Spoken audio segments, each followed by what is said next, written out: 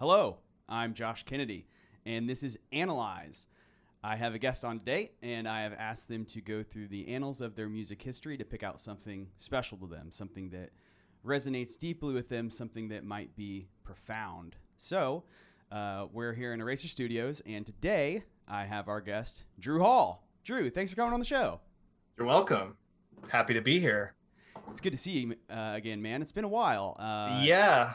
You were in Quite a Ohio while. back when I was in Indiana, and we haven't even crossed paths since then. It's been years. No, I was poor, and then COVID and time, and it's been like probably 6 years, I guess.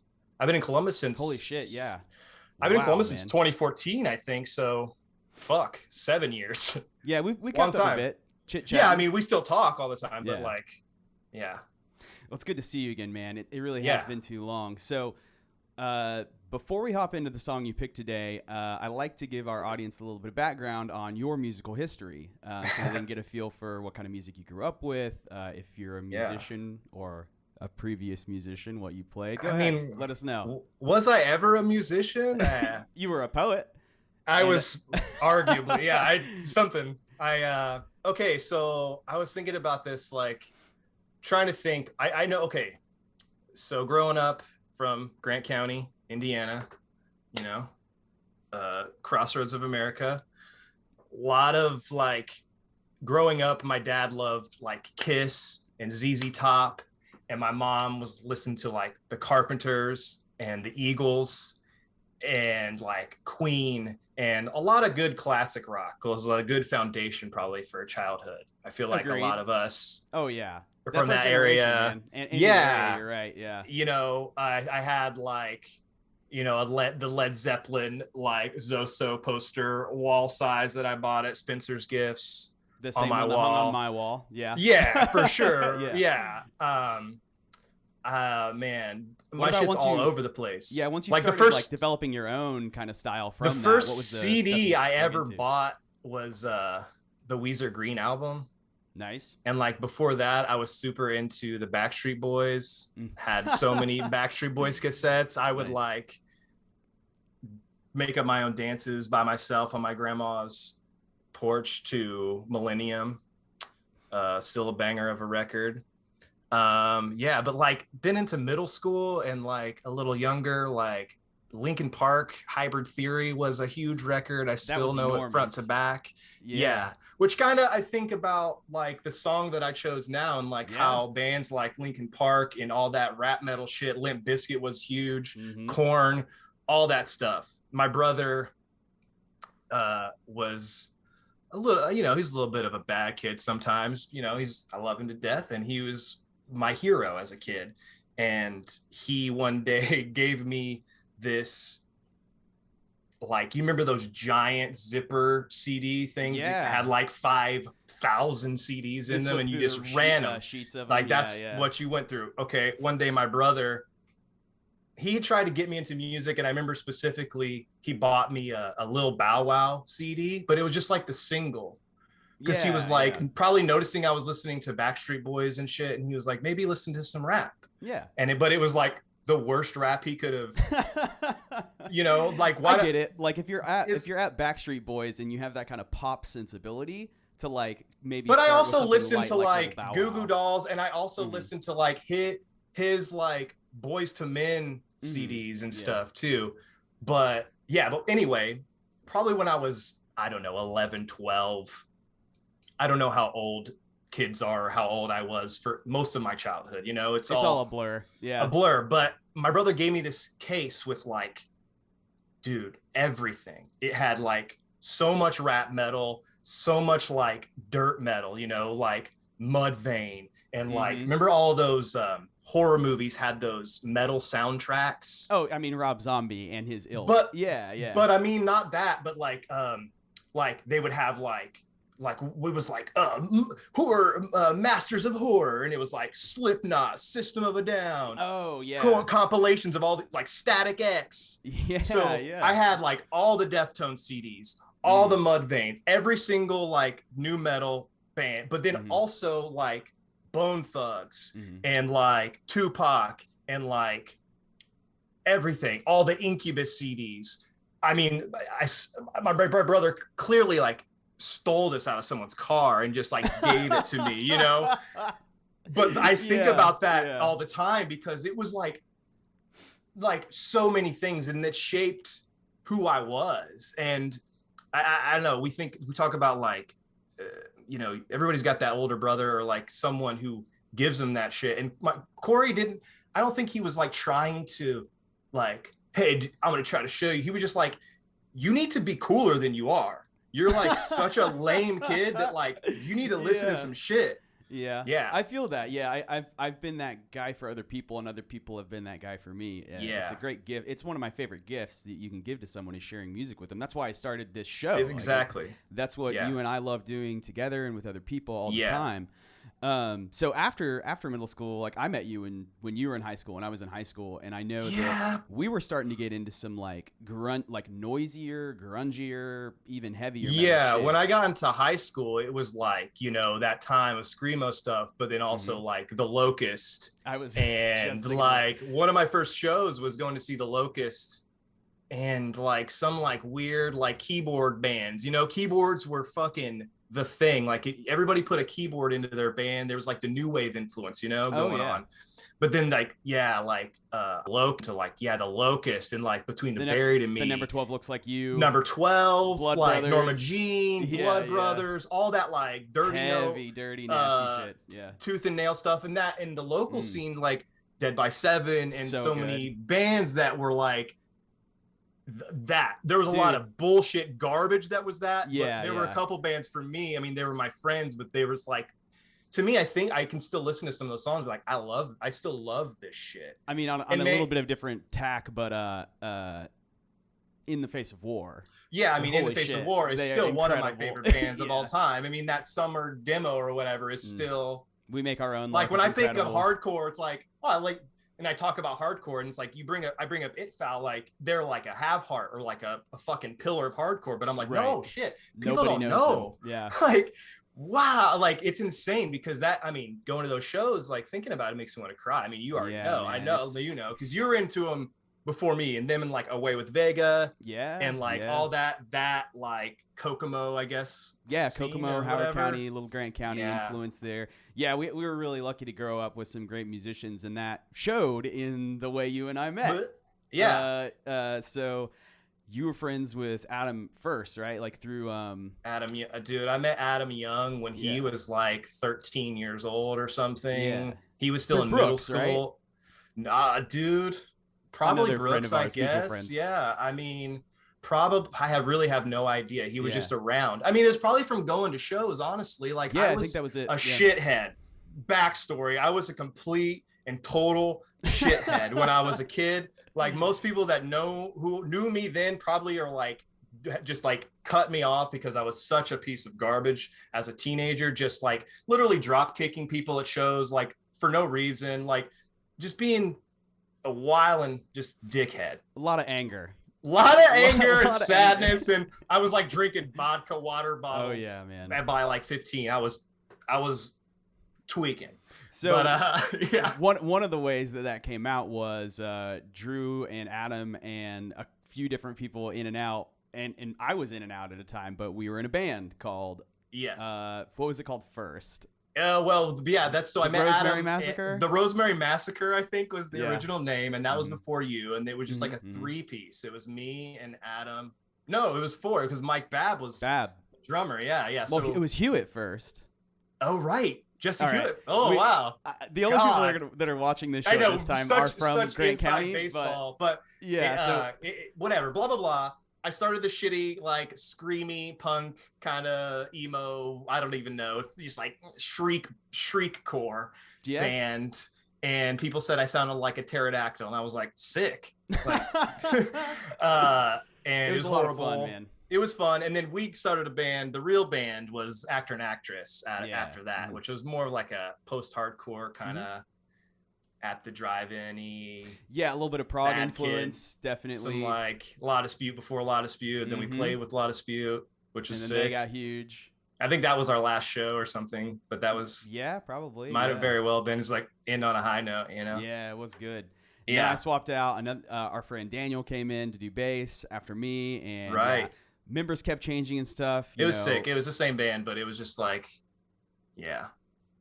So just a lot of fun, yeah. Yeah, and we were teenagers, and Drew was an asshole, and I was also a huge asshole. So like, really hard to get a lot of clashing. Yeah, it was really hard for us to get on the same I can page, remember a specific fight about you eating a chicken sandwich. I'll never forget, and being late to practice. Yep. So it's pretty good.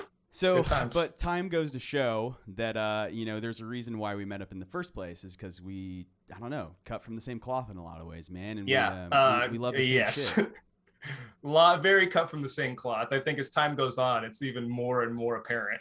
Yeah, as like I quit my job to try to do art full time. Yeah, yeah. I mean, not just that, but just like bullheadedness and just kind of sticking to our guns despite ourselves. Yeah, and I think I think also for good or bad, And as I've gotten older and like kind of learned a little bit about myself and how to cut away some of those more, or not necessarily cut away the difficult parts, but just live in my own truth without being so aggressive towards others and myself. Yeah. That makes it so much easier to relate to you. Because for sure. Because it's now like, I don't have to do that's that why we were just a bunch of sad bastards. Yeah. All right. That's all right. Lots of inside baseball, like you said, but let's hop into it, man. Now that we know your music background and know what we've shared together, tell us the song that you picked. So I picked one of my favorite songs of all time, hilariously, On GP by Death Grips. You know how I got introduced to Death Grips, mostly because you shoved them down my throat, and several against of the people, my will. Yeah, several of the people listening to this will be very familiar with that experience because this is a band that anybody who I have like at all a relationship with for a time at least, this was the thing I was like, hey, more of this, and just every opportunity I got. Pass me the aux, Death Grips is going on. Every time I listen to it, I'm sending you another Spotify link or a YouTube link to their new music video or whatever, just like this. And so it feels really good when that plays out. It's like you gave me some kind of STD or something because I have the same thing. It's like, no, man, you don't get it. You need to listen to this. And I'm not like that about a lot of things because I'm not the kind of person when people say like, bro, you got to listen to this thing, like Daughters. Everyone's like, bro, you should listen to Daughters. I know you're going to like Daughters. I'm like, yeah, I probably will. I haven't listened to them. And it's not because like I'm actively trying to be an asshole. There's just some resistance to new things. Yeah. As I'm getting older, I love my pocket of comfortable. Like I use music more than ever. Like intentionally. You know what I mean? Like, I do. Like I listened to before we were talking, I was watching this In Rainbows from the Basement, Radiohead. That is incredible. I've watched that a million times because it's like, and I got into Radiohead late too, but thing, it's just watching the performance. It's like they're so in it, and it's whatever, but it's like a comfort. It's like a blanket, I'm such an emotional guy. I'm so sensitive, and music really resonates with me. I can't control it, I can't control how music hits me. And if I'm hearing shit that I just like don't care about, I'm just going to turn it off. Right. So with songs like like On GP, it's literally for the past 3 or 4 years been on my Spotify, like #1 most played song. Damn. And it's crazy because this song is like on its surface, very depressing, right? Especially if you look at it in a vacuum. But the thing about this song too, I mean, Jesus, like like I said, I would stay at your house a lot and you would just play Death Grips all the time. And I'm like, dude, shut the fuck up. Like, seriously, this is like a meat grinder and like just a clang, clang, clang, clang, clang. But it's aggressive. It's very noisy. Yes. But then there are moments in songs and in the album where there's moments, it's almost like their whole thing is building this tension to release it. Yeah. I mean, and this song really, I feel like encapsulates that because especially its placement in the album and like, so let's talk about the album a little bit too, because I like that context. And for those who don't know, for those who aren't Death Grips, this is going to be an hour long. I'm sorry. I'm really sorry. if I know you were mean, trying to keep them short, maybe, but this I literally actually, like, it's incapable of being short because they're so. It's now that I'm even talking about it with you, I'm like thinking about things that I haven't even put together. But anyway, so the part of the important context you said was, you know, where it sits in the album. So this was released as a single, as a second single from the second disc of an album they were releasing. So the first disc came out and they were hyping up. It was called Inwards on the Moon. I can't say that, but that was the name of the first. Powers That Be Disc 1. Powers That Be, exactly. It wasn't called that at release, though. I know, but then they were hyping. That's up, what I'll call it. Yeah, that's probably safer. The second disc was called Ginny Death, and they were hyping this up. The first thing they released was the music video for Inanimate Sensation, which is a blast, and definitely hit me sideways because after disc 1, I was like, whoa, this is like way more rock and roll. Like there's a lot of guitar in less this. cacophonous. Yeah, less. Well, I mean, Bjork was on the first disc. You know what I mean? So that's an. I mean, wasn't this half also Bjork samples or no? No. Okay. Just the second half is. Yeah, so that's kind of how they diced it up. Is they worked with Bjork on the first disc, and then the second disc they did a lot of live instrumentation, which is certainly something they'd done in the past, but way more guitars on this. And then so they released the Inanimate Sensation music video, which is awesome. You should definitely go watch it. But the second music video they released was on GP. I think we probably watched this together. Maybe not. Maybe I was gone by then. I was in Indianapolis at that time for sure. What year did this come out? I didn't look. It had to 2016? No, it had to have been like 2013. Earlier. 2014. Anyway, so this I wanted to talk about the music video a little bit for some additional context. It's one of my favorite music videos of all time. Anybody watching this should absolutely go watch the music video for this. But to sort of set an expectation, it's literally a single camera, a single shot down in a hallway that just has a speaker at the end. And not a speaker, dude. It's a fucking huge amp. Yeah, it's a giant. It's like a It's like a 4x15. Yeah, it's enormous. Like a bass cab. It is. Yeah, I'm pretty sure that's exactly what it is. It's not a speaker, dude. It's like a pummeling ass. It's a wall, and that's it's an appropriate thing to use. I'm assuming that's like literally from the studio. And they're like, they like are clearly playing it through there, and Yeah, so it's just the band members sitting in an empty hallway with a giant fucking speaker cabinet, and it's just them sitting there, and it's obviously deconstruction, right? Like that's a music video deconstructed, and it's a really powerful thing, I think, to say, to show a little like how the sausage is made. It's like this is what artists have to do when they're making music and mixing and figuring out how to make it sound like they want. Is sit in an empty hallway and just listen to something. And so that part's really cool to me. And the other part that's really cool to me is that the music video is saying, just listen to the music. Yeah. Like there's not really any video going on. It's I was just saying, here, listen to this. I always kind of took it as, because the song itself is like, and Death Grip's music is like violence, you know? That this song, I guess it is just listen to the music, but the point with them there being literally like assaulted by the song, it's like I don't know what the greater meaning is, and I honestly think with Death Grips, it's like they're like Lost, the show Lost, like it doesn't have fucking meaning. It's just watch it. Do you resonate with it? Cool, because they put in so much stuff that like vampire talk and all this. Oh yeah, all this like lore that you can follow, or just be affected by it, which is how I kind of relate to Death Grips, you know. And I think that's especially with the song, it's like such a sledgehammer of a song, you know. I never look up lyrics, like almost ever. I do, because I write lyrics and love them. I need to sing along with shit, and the fact that this is one of my favorite songs, and like there are sections that I know, but some of it's like it's pointless to try to sing along with Death Grips sometimes, because it's like, and even when I'm reading, it's like I think I know the flow, but I don't, because it's madness. It's subtle, dude. Yeah, he's it's incredible. Madness. And you really need to, and I think that's a thing that, because I'm a like super lyrics guy, super like music hits me, I'll listen to Frank Ocean Blonde and literally cry. If Mm-hmm. like, because No, I I feel love you it. on I that. love being an open wound. Like it as the older I get, because it's like, That's being bitch, like alive. be affected by art once in a Yeah. while, okay? If you're But not it's doing that, like, what are you doing? You're missing you out. know, I'm probably living a life that's much harder than mine, honestly. And you don't Mm, have time to fucking, you know, you yeah. got kids to feed and shit. So fine. Right. I recognize my privilege here, but I am gonna navel gaze and while I can. So here we are.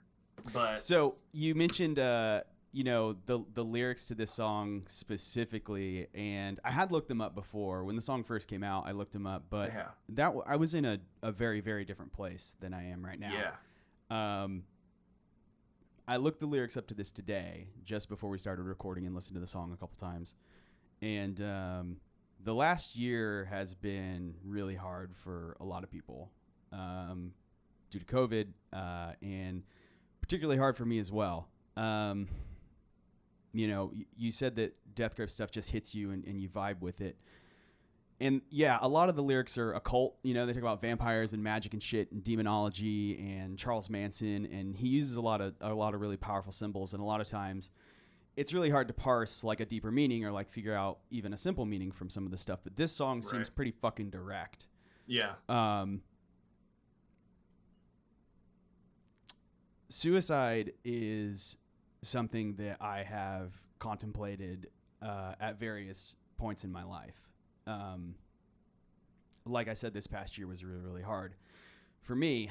And that's obviously a really sensitive subject for a lot of people. It's something that I know you've had problems with too. To say the least. To say the least. So what I wanted to say about the lyrics here, I wanted to read a little segment. The whole song seems pretty clearly about suicide. And if you look at the lyrics, that's pretty obvious. But there's a couple parts about the way he addresses suicide and his issue, like his struggle with that I thought were really interesting. The last part of the lyrics is, I'm just going to read the last bit. Yeah. My friends and family won't understand, so I stay in the end. Don't make none to me. If it wasn't for them, I'd make that decision on GP. Had to do it all again. I'd make that decision on GP. All the nights I don't die for you. Wouldn't believe how many nights I ain't died for you on GP. Not that I care. I'd be a liar if I sat here claiming I'd exit in a minute, but I can't say I wouldn't. I have my limits. All the nights I ain't died. Oh, man. That is why I love this song so much. Because it's saying, like, I fucking struggle with this shit, but there's so many reasons why I don't kill myself. And it's my friends and family. Yeah, and that's, man, to me, it's beautiful. Yeah. It's, it's like nihilistic optimism, which is it's something that I've kind of taken on. I made shirts that said you were going to die one day, with a clown on the front. And I bought one. Yeah. Oh, really? Yeah, Sick. I have one of those. Yeah. Like now those hit a lot different these days because, we've dealt with so much death. But to me, that has always meant, being very aware of my impending doom, whether it's because of, my bouts with depression and suicide, or, my loss of family because of fucking reckless lives and shit and friends. This shit's finite, bro. So you're going to die one day, and you need to find some beauty in that and some purpose in it. And this song, it encapsulates all of that to me. Like, all the nights I don't die. Every time I don't do it. Every time it's for you. And it's like, man, every time for me is moments. Yeah. Every moment. I mean, it's like the only question worth asking is whether or not you should kill yourself, right? That's whoever said that is, I think, it's Camus. It's hyperbole. Of course it was Camus. But, so. But at the end of the day, it's truly, I mean, here you are, like here and now, right? Yeah. So there's another aspect that I took for it too, which is, so on GP, on general principle, is what that means in this song pretty clearly. And throughout it, I'm saying, what is the principle here that he's looking at? Under what principle would he commit suicide? And given that the song enumerates his suffering and how hard it is, I think this is the first piece of art that I've absorbed that is saying the goal of ending suffering is a noble goal. Mm-hmm. And where is the room for understanding that part of the motivation for suicide is the noble goal of ending suffering? But he doesn't do it, exactly. Which to me sounds a lot like Buddhism. Yeah. So, agreed. And it's, that's it's like, maybe again, me and my personal feelings about things projecting, but isn't that what art is for? So yeah, man. And to me, it's all right there. I mean, I don't think it, I think this is I think this is Death Grips's like very thickly veiled. It's their most beautiful and optimistic song. I agree too. What did I like say? The most optimistic you're gonna get from Death Grips is, "Hey, I don't kill myself for you, babe." Yeah, it's like true. You know what I mean. But it's so fucking real, man. Because like mm-hmm. all their music is about. I mean, their music is about a lot of things, but it's fucking violent. It's violent. Yeah. It's painful, and it's about suffering. And I think that's the other thing. I think this song, because of the violence of this song, it helps me exercise those feelings. I think that's why I am drawn to heavy, and not just heavy music, but like intense. I think is a good word. I mean, just whatever, because it helps me exercise that shit, dude. I think it's because like the lives that we've lived have had a lot of intensity in them and violence mm-hmm. in them. And so when I see that violence embodied in art, I can connect with it because that is close to my experience. And I can say, oh yeah, I get that. And it can show you, and it shows me that like, this is valid and that this can be good. Mm-hmm. That even if the experience isn't something you would wish on anybody, that it's kind of up to us to interpret that and use that experience. And use the violence. Yeah. Yeah. And if you can use it in a way that shows people that, like this song, it shows people very unashamed of his suicide, of his mm-hmm. thoughts of suicide. He's saying, this is my fucking struggle. This is what I go through. And it helps mm-hmm. me feel not ashamed, and it helps me feel like to go back to that connection to say, wouldn't believe how many nights I ain't died for you. Like, fuck. I know. And it's like crazy because every time it hits the same too, and I was crying. How many songs? Good. I'm glad. Yeah. Like, me too. It fucking you know what I mean? And you tell somebody like, oh, I was listening to Death Grips and I cried. It's like kind of crazy, but yeah. It's not what you'd think. It's just, it's fucking beautiful. And like, it's because of this. It's not just the lyrics too. We can't fucking give short shrift to fucking the sounds that are being used. You know what I mean? Like, I don't think it's a live guitar. I think they sample guitars mm-hmm. and then, I mean, have you seen them live? Yes. Okay, yeah. Multiple times. Saw them Columbus with that fucking Ministry on that tour. Oh yeah. With the lasers. Let's talk about them live for a quick minute before we go back into like the instrumentation for this song in particular. So, what was your experience like when you saw them with Ministry? I just like want to live there. Jesus. And I left when Ministry started because I don't give a fuck. Yeah. I'm sorry. I tried. I was like, I don't care. Yeah. I really don't care. How are you going to follow that? How are you guys going to follow that? Like, it's a man playing drums like he's like Animal smoked crack. Mm-hmm. And then like Robot Man, like, I don't know what this guy's doing. He's doing like he's deep in the tech. And then Ride is like a maniac. Looks like he just like fucking just cracked up, dude. They all look like they're on heavy drugs, like mm-hmm. they just killed somebody, hit a body, ripped out on meth, and they're just like beating you over the head. And like they do that every time they perform. It's every crazy. Time. It's a force of nature. The first time I saw them was here in Austin. It was at the Mohawk, which is definitely my favorite venue in town. And it was we've been going to heavy metal shows for a long time. Like It's since we different. were kids, we've been in concerts. We've played shows that are pretty intense. But like being in the crowd at some heavy metal or punk shit, it gets rough. Like it gets rough and it gets rowdy, and it's but it's completely different. Mm-hmm. I've never experienced anything like a Death Grips live show. I stopped. It was peak summer in Austin, Texas. It was over 100 degrees, and we're outside with the sun beating on us. Oh, it's outside? But confined. Yo. Yeah, so it's an outdoor venue. It's like this tight little outside area, and I've never been in that crowded of a crowd. And there's no getting away from the pit. No, there's not a non-pit. Yeah, that's what I mean. Yeah. It's just this crushing wall. And so I've experimented with psychedelics a fair amount and have been having a meditation practice as well. But before I really started either of those things, I had an out-of-body experience in this fucking set. You kind of just have to like accept it too when you're in crowds like that. Yep. Uh-huh. I became part of a seething horde. And Yeah. the blood running through the veins was the music that Death Grips was Yeah. pumping into us. Yeah.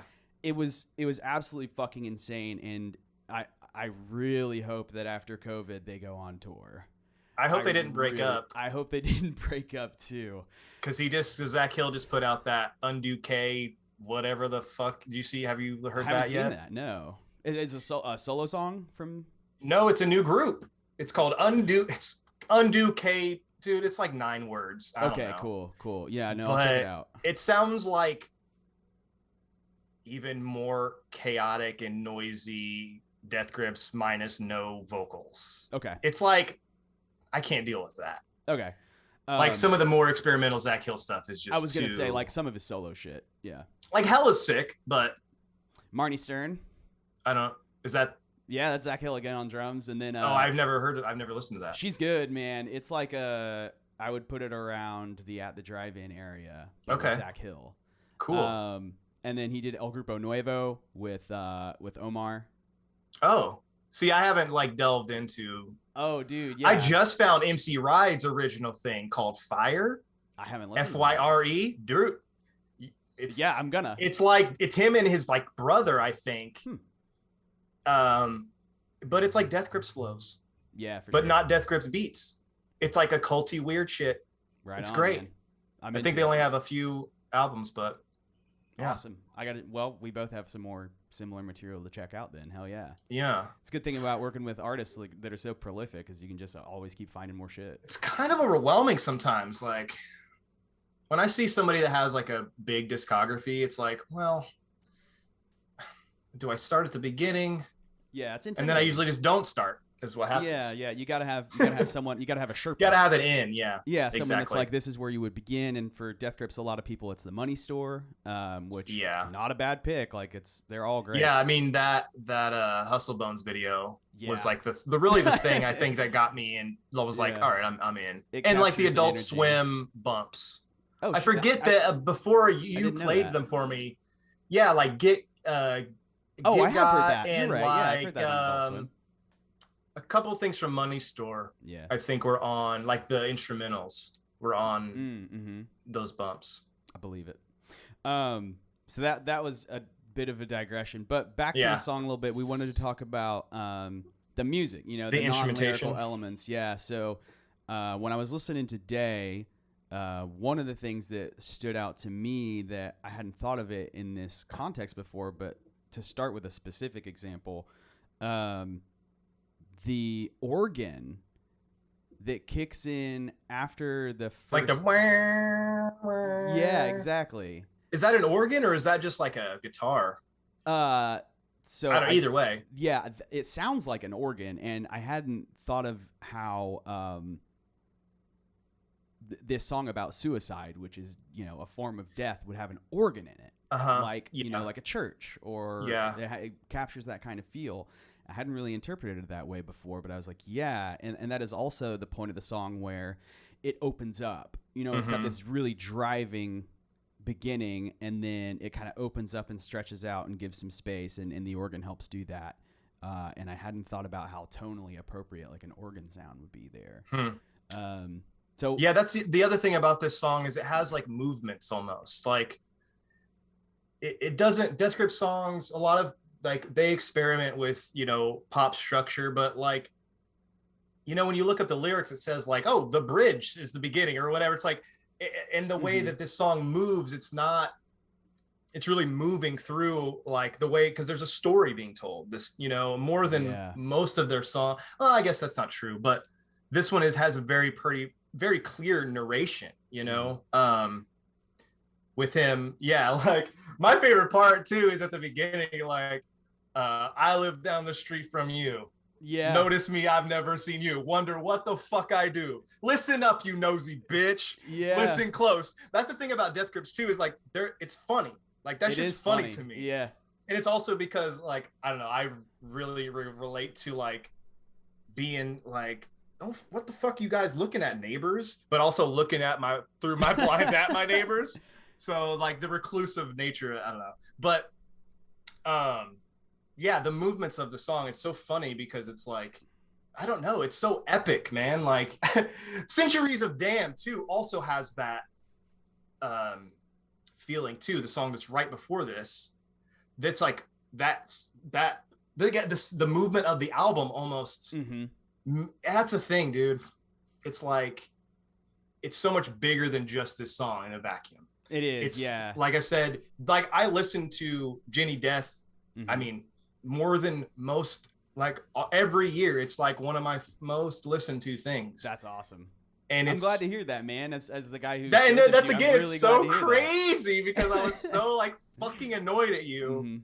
But yeah, I don't know. I was listening to like Take 'Em Back Sunday and shit still. So yeah. Well, I mean, for me, every single Death Grips album has been my favorite album at a given point. Yeah. Like I've rotated through all of them. I think Government Plates might actually surprisingly be the one that I've spent the most time with, and a lot of fans think that's one of their weaker albums, but you like. I don't think they have a weak album. I think they just have. What's funny is I know it's like coming up on 10 years since Ex-Military came out, and that's the one I've listened to the least, just because it's not on like streaming. Because I'm assuming because of the samples and stuff. Yeah, I don't remember. I figured. Yeah, but it's literally just because like when I'm listening to music, most of the time I'm walking somewhere, or like that's how I listen to music is en route. So if I have to like pull it up on, I have to go to Third World YouTube to listen, or go to Third World. Yeah, or I could download. I think it's a free download, which is lazy of me. But true. Yeah, whatever. But it's still another barrier to entry. It's a bummer. It's sad, but yeah, I'm fucking lazy. Yeah, I have it on vinyl. I can't walk around with records. Sorry, I don't have that technology. I don't have their like limited release stuff that was like there's a alternate Government Plates that got released that I've only listened to like once. But they have some weird releases that I don't have, but all their major releases I do have on vinyl. I'm a huge fucking fan. Not very portable though. Yeah, so musically, I think some of the other elements that are really strong in this song. I mean, you mentioned the guitars. I think they recorded them live. Zach Hill plays guitar. Yeah, so I think he went in the studio, recorded it live, but then sampled his. That's what I mean. I think because it feels like that has that like, you know. Yeah, it like, feels edited. It doesn't feel like just straight up miking a guitar. Right. And also like it's so dirty. And one of the others, I think the more than any Death Grip song, and maybe more than any song that I can think of, the music creates a stage for MC Ride to stand on. And it feels like, because the song is so deeply personal and challenging and direct, like a lot of their shit is hard to interpret and messy. This song seems very straightforward, and and it really feels like MC Ride is standing directly in front of you, talking directly to you, and the instrumentation and all the music is just providing like this very powerful setting, but it is just a stage, like, and that I it's hard to describe, and I can't think of a lot of other good examples, but if you listen to the song, try thinking of it that way. And I mean, the words, he really paints pictures more than I think most of his, like a very clear, like, you know, there he uses plenty. There's plenty of characters and driving the bus and all these things where you're putting him. He's putting you in places. Mm-hmm. But this one more than ever, he's talking about, and you can to me, I imagine just my name, because I imagine like I live down the street from you, and then he talks about like death meeting him on his doorstep, and like 3:30 in the morning, like specific times, places, you know what I mean? And I hadn't thought of that, man. To kind of make it more, you know what I mean? It's an everyday experience, and it echoes like this is. He's going through his day. He's going through his day, and this is every day that he doesn't die for you. Every day. I hadn't thought of that, man. Yeah, but he uses this mundane shit. My front doorstep, my neighbor, 3:30 a.m. And the last thing he's purchased, like he's coming home from the store because he just purchased a black rope because he wants to kill himself, or maybe the black rope is something else. But you know what I mean? Like I think that is something that it's small, but like when we're talking about like building the scene, I think yes, it's the fusion of those things, man, because the sounds are so raw and just what they are more than the first half of the record. It's literally just Bjork's edited like from whatever sounds turned into other sounds. But with this one, it seems like at least just guitar and drums and ride and an organ or whatever. You know what I mean? It's much more. Here's what this is, for them. It's abrupt. It's less confusing. Like a lot of their shit's really confusing. Like I can't. And like I said, I think Centuries of Damn does that just for prior, kind of putting you in this zone. Like I said, it really feels like a fucking story being told, like an abstract, some kind of like beat poet tales being told with this album and the song. I think I've thought about, I'm an illustrator, cartoonist, and I've thought about, I have ideas that I'd like to, like, I could make this an entire I could see how this could be a comic, just the, because it's all there, and I don't know, but that's because of the way, I got a lot of things. Well, among them, this could be one. I think that'd be awesome. Yeah. And it seems like something that would be fun and just a good, like, practice of the form, but it lends itself too, man. More. Like, that is something that I would like to see you do. Let me put it that way. Yeah, it's definitely something I want to try. Yeah. Good, man. Yeah, and they've certainly served as an inspiration to a lot of my music. Not that I make anything that sounds like them, but they have had such a huge impact on the way I appreciate music and the way I think about art that it does come into some of my music just de facto. So hopefully I'll get some stuff released soon, and then maybe some of it will sound somewhat like some of their shit. I mean, that'd be sick.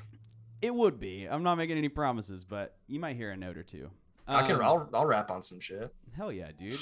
I'm trying to see if there's a way I can do that, because I have good rhythm, but I don't have a rap voice yet. You gotta. It's really about the voice. Just do like Quasimodo and just that's exactly what I was thinking. Pitch it down, dude. Yeah, just down. Captain Murphy, that shit. Exactly. Yeah. All right, man. That's on GP. That's a. That's like literally the tip of the iceberg, though. I could talk about just this song for. Like, let me make sure I got some notes. Let me make sure If you got optimistic or realistic nihilism, we talked about that. Well, yeah. So when you were playing this Death Grips and when you were living with Ramsey, your previous guest, one of my closest friends, Ramsey has been there with me in some very dark times. And when I tried to commit suicide, he was there for me one time. And so whatever, this shit runs deep in our friends. And it's funny because like when I was there all the time, it was a very dark time for me, very like, painful time of growth for me. There's a lot of things changing in my life before I moved to Columbus and kind of restarted my life. And like, so I'm sure that my relationship with Death Grips in this song has a lot to do with that time and you. So that's not for nothing. No, the context is huge there, man. And I would say that my relation to that specific thing was I heard Death Grips when I was in college, and during college was a time of a lot of confusion and anger for me. Yeah. And Death Grips definitely has a lot to touch on for confusion and anger. Like that's definitely among the things that they like to talk about and put out there. And I think a lot of people can relate to it, even if it's hard because the music is so noisy. I think that it is about the context. You know, it's more about who you are than who the musician is. You know, it's all projection, like you were saying. And art can't exist in a vacuum. No, it needs to be viewed. It's a relationship between the producer and the observer. It is. You're damn right. Is a back and forth thing. And it was just really easy for me to hear Guillotine and be like, oh shit, yeah, I'm really, really angry a lot. Yeah, that album too at that time was so hype and like loud. It was too much for me at that time. I was going. I mean, when that shit first came out, I was going through it. You know, early aughts, mid aughts. Like, so it's funny that it took me some time to really be able to come around to this. Yeah, and what's also funny is that you picked this song, and I haven't listened to Death Grips in like a long time. It's been like a year. You should. They're really good. What I'm going to be doing after this podcast? Yeah, dude. Like, and the thing is I forget like, oh, there's 2 more albums after this too. Yeah. And those are good too. Yes, they are. And the last one, I was into Bottomless Pit. That's a new one, right? Bottomless Pit. The last one. Shit, I forget. Yeah, with the like big things, Streaky. Eyes. Yeah, Streaky. That's and one of the tracks. Little Richard. Yeah. But like, it's like, dude, they just don't. Once you're all in with Death Grips, they don't miss. No. There's like 2 tones. It's like chaos or like, you know, slamming. like a hardcore breakdown. Yes. You know what I mean? That's the other thing with Death Grips, like I said, with like laying the bass as a kid of like Linkin Park and all this rap metal shit. To me, this is like the culmination of all that insane shit. Like, I love heavy fucking music and I love rap. And yeah, before that, I had like 3-6, you know, that's the most aggressive, loud rap, you know, or like some questionable like white trash rap, you know? Yeah. Like, like some DMX. ICP. DMX, yeah, but DMX, 3-6 had the like horrorcore, there's a thing they're doing. You know, DMX was like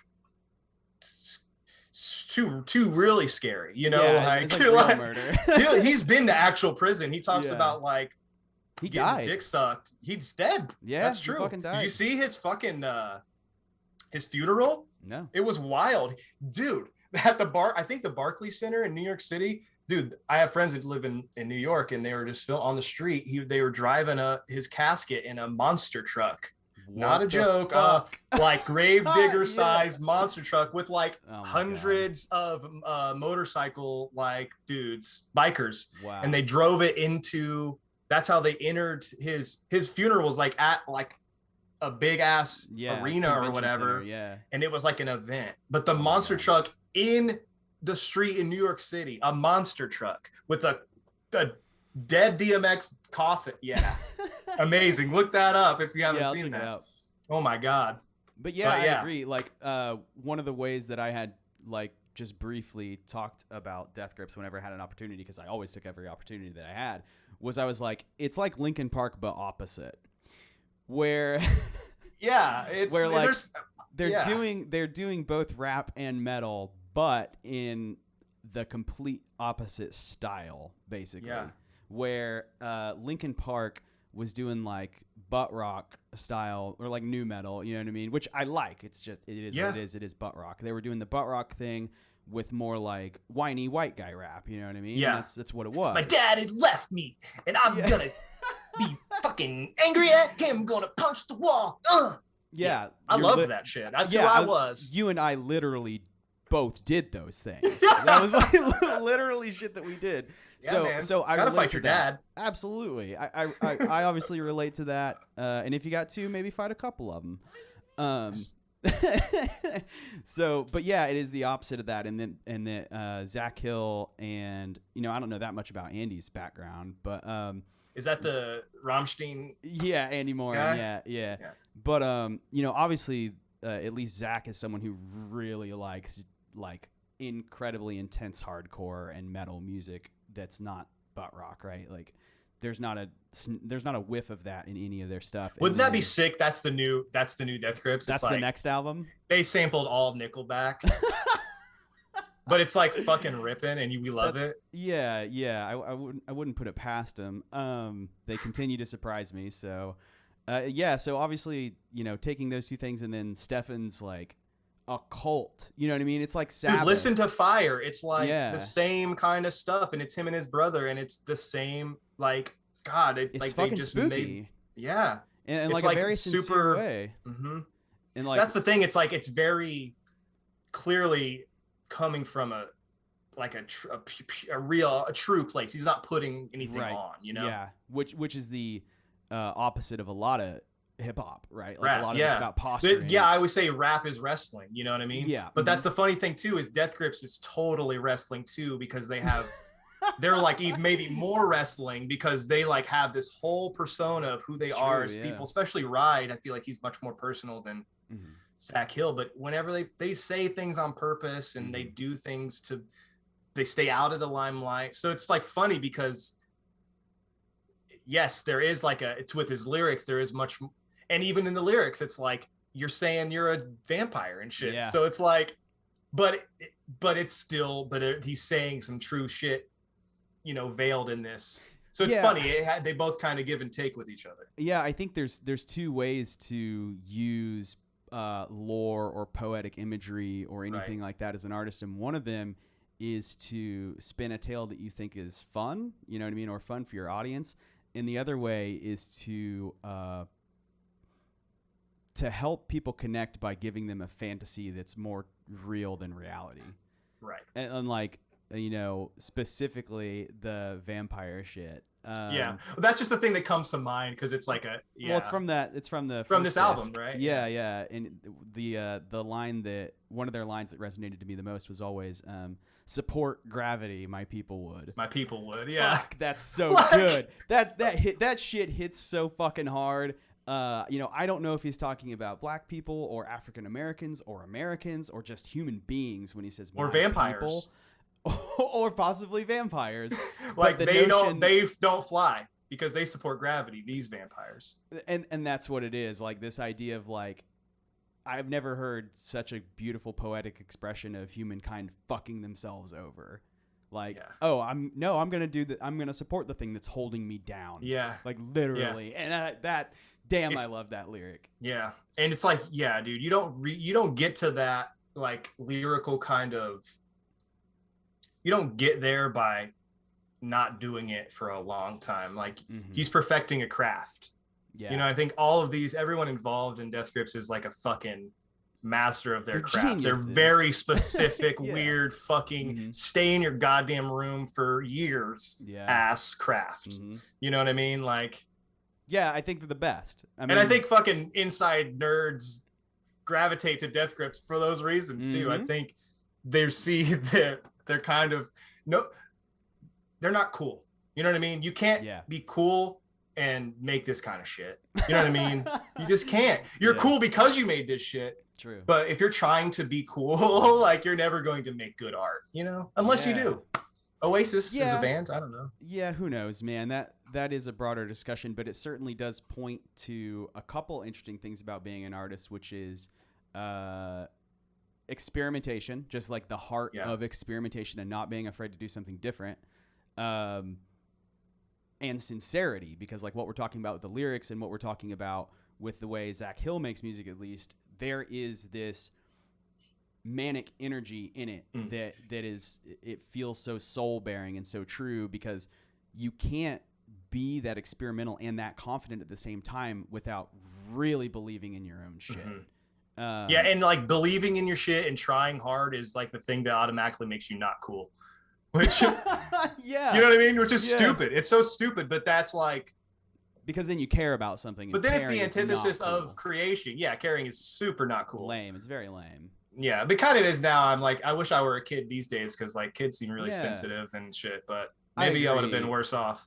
No, I think there is a corner that's being turned that might be, it's been hard for me. I think it might be hard for people our age, because we're kind of in between the insincerity and people talk about like postmodernism and now postmodernism. We were like some of the most sarcastic, unbearable assholes back then, Yeah. and it's taken me a long time to have to shed that.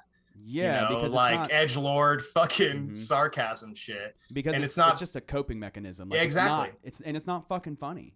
It's not funny unless it is. You know what I mean? There are moments, there are times you got to read the room. I was horrible at reading the room. Yeah, me too.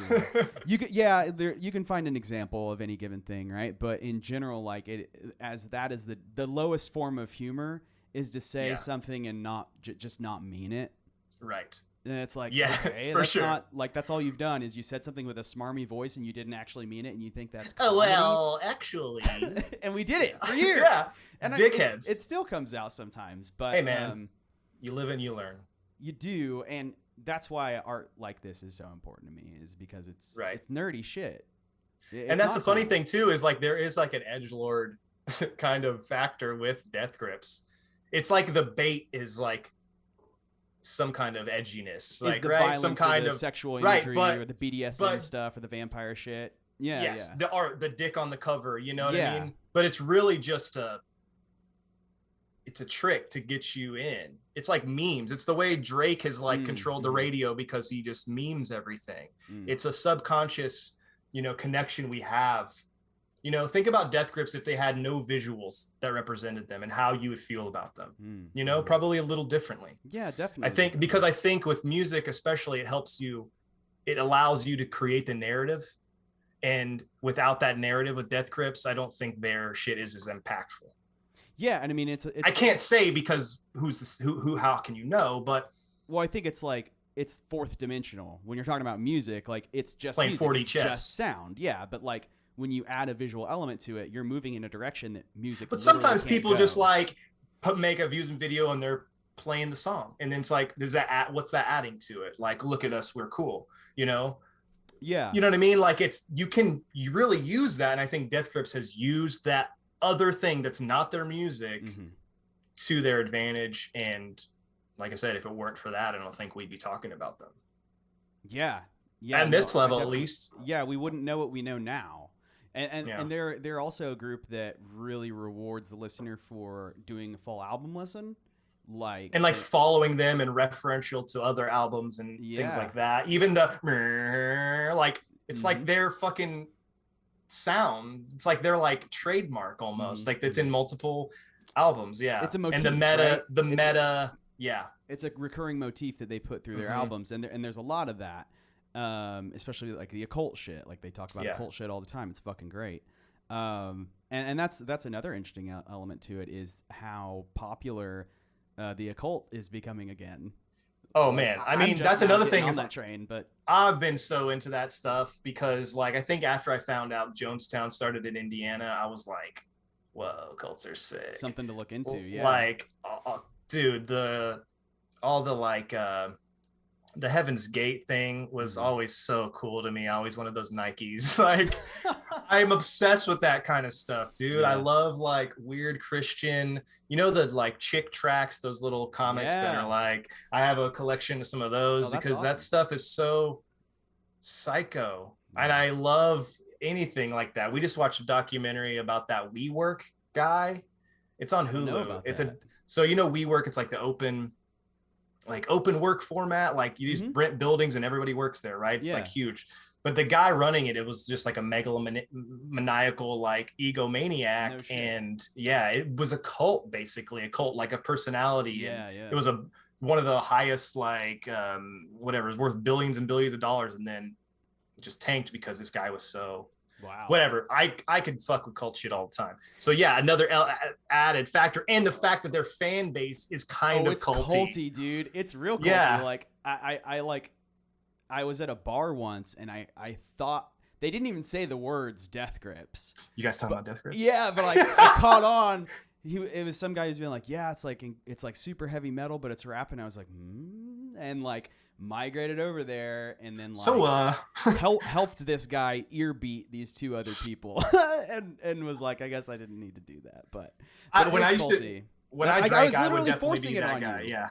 I was Yeah, forcing it on you, like, and it worked. It's like because it was like it's like somebody that's preaching the gospel, dude. It's like, no, dude, for real, like, please, just like come to church with me. Just please come to church with me, and Yeah. you'll get it, You'll dude. get Just it, man. come, dude. You'll get it. But then I go with you, and I don't get it, and you're like, come, dude. Come on. Just You come gotta keep Wednesday. going. Come Wednesday nights, dude. We play dodgeball and shit. It's tight. And I'm like, okay, I'll come. And then I get hit in the face with dodgeball, and I'm like, this sucks, dude. What the fuck? Mm-hmm. And then I come again, and I'm like, oh. You come again, and there's like, oh, they're talking about suicide now. Oh shit, they're talking about killing yourself. Yeah, I fuck with I that. can relate to that shit. I relate with that shit. They're sad. I get it. They're really sad. It was also the fact that you would just play all of it. Yeah. All the time. All the time, man. It's just constantly. It didn't And you're matter. like, sit down, This drink this, smoke this, sit down. Watching fucking Death Grips. Oh my god, I get warm fuzzies just thinking about it, man. So that house is a whole other conversation. Yeah, man. Man, that was a fun place. Great time. That was a great time. I miss that stuff, man. I miss you too. It's really dude. We got to do more of this kind of stuff. Like I said, I'm my own boss, just like you. Yeah, So- yeah. Do we just do a whole series on Death Grips then? I mean, that would be fucking annoying. People would literally not like if you want to get a viewership. Yeah. I think you want to open it up. Maybe eventually. Listen. If you You'll want do to, it. absolutely. I know you'll do it. Yeah. I'll give you 4 hours every day on Death Grips. Easy. Because we could easily do that. Yeah. Good. But yeah, we'll not pigeonhole ourselves too early. But I do want to have you back. Yeah, man. I'm gonna cut off our convo here. Yeah. If you come back, maybe we'll just pick it up. Yeah. Maybe that's the joke. It's like every 6 we just weeks. never I'm like, Drew Hall to discuss on GP. I'm here for it. Episode dude. 3, Part 8. In our discussion of on GP with Drew Hall. Thanks again for coming, man. Of course. You mean a lot to me, and I miss you. And You too, bud. Now that I am my own boss, I'm making some travel plans. So yeah, dude, come to Columbus. I'm vaxxed up, bro. Awesome. Well, I'm thinking later this summer I might do Bonnaroo, which will put me that's Tennessee. Okay, so close to Cincinnati. I'll be driving. I'm my own Kentucky, boss, I guess. So like, oh, okay, yeah, man. So I might make a tour of the Midwest when I'm down there. I think that'd be cool. Or maybe I could come to Indiana and because I need to see my family. Yeah. Well, I'll let you know that. Yeah, that let me know in September when I do it. So, cool. But yeah, before we go, there's a couple things we like to do. I'm gonna give you a recommendation here in a minute, but before I go to the recommendation, I want to give you the opportunity on this platform to plug some shit, speak your mind. What you got going on? What you've been thinking about? Well, no, I mentioned something to you before we went on, and I just wanted to get your okay. But I live in Columbus, Ohio, and I don't know if you've paid attention to the news lately, but our police force is out of hand and have been for a very long time. They have a history of racist, violent behavior, not just to our protesters last summer, myself included, but the reason we were protesting to begin with, which were, murder of Black lives. So the Columbus Police Department has killed more than 40 people since 2013. 5 of those were under 18. Most recently, Ma'Khia Bryant, who you might have seen on the news lately. She was getting jumped, had a knife, called the cops herself, and those cops killed her. So 70% of those people killed were Black. 29% of our community in Columbus is Black. So do that math. So yeah, I mean, Ma'Khia Bryant, Miles Jackson, Tyree King, Andrew T, Casey Goodson Jr., Andre Hill. Some of those were kids. Arrest Jason Meade, still on the loose from killing Casey Goodson Jr. I can't remember when, but it's too many cop killings for me to keep track these days. And Nicholas Reardon, who fucking killed Ma'Khia Bryant, who was 16, I believe. So do some research. Yeah. Thanks, man. Thank you for putting. Yeah. Thanks for, it's just something that's heavy on my mind. I think it's on a lot of our minds lately. It's impossible for me to escape it. I spent all of last summer basically just being traumatized by the police because we were trying to, I don't even know anymore. Just do what's right. I don't know.